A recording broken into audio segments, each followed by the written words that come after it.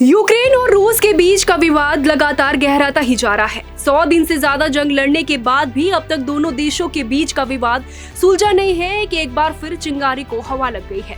ऐसा हम इसलिए कह रहे हैं क्योंकि जिस मुद्दे को लेकर दोनों देश एक दूसरे के जानी दुश्मन बने हुए हैं, एक बार फिर से वो मुद्दा गर्मा गया है। आपको बता दें कि दोनों देशों के बीच जंग की असल वजह है नाटो, क्योंकि यूक्रेन नाटो समूह में शामिल होना चाहता है, लेकिन रूस नहीं चाहता कि यूक्रेन नाटो में शामिल हो जाए। लेकिन अब यूक्रेन के राष्ट्रपति जेलेंस्की को 28-29 जून को मैड्रिड में होने जा रहे नाटो शिखर सम्मेलन में आमंत्रित किया जा रहा है।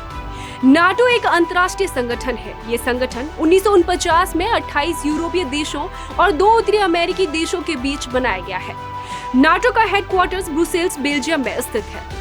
नाटो का उद्देश्य राजनीतिक और सैन्य साधनों से अपने सदस्य देशों को स्वतंत्रता और सुरक्षा की गारंटी देना है। साथ ही रक्षा और सुरक्षा संबंधी मुद्दों पर सहयोग से देशों के बीच संघर्ष को रोकना है। इसे दूसरे विश्व युद्ध के बाद बनाया गया था।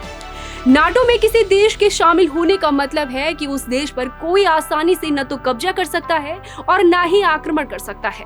नाटो में जो भी देश शामिल होते हैं वो अपने आप में काफी ताकतवर हो जाते हैं।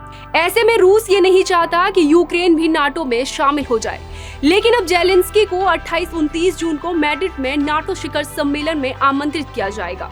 नाटो से यूक्रेन पर शिखर सम्मेलन में निर्णय लेने की उम्मीद है और जेलेंस्की नाटो शिखर सम्मेलन में जाते हैं तो रूस की टेंशन और भी बढ़ जाएगी। और देखने वाली बात ये होगी कि रूस फिर कौन सी चाल चलेगा, क्योंकि अब तक की जंग में तो रूस के हाथ कुछ भी खास नहीं लग पाया है।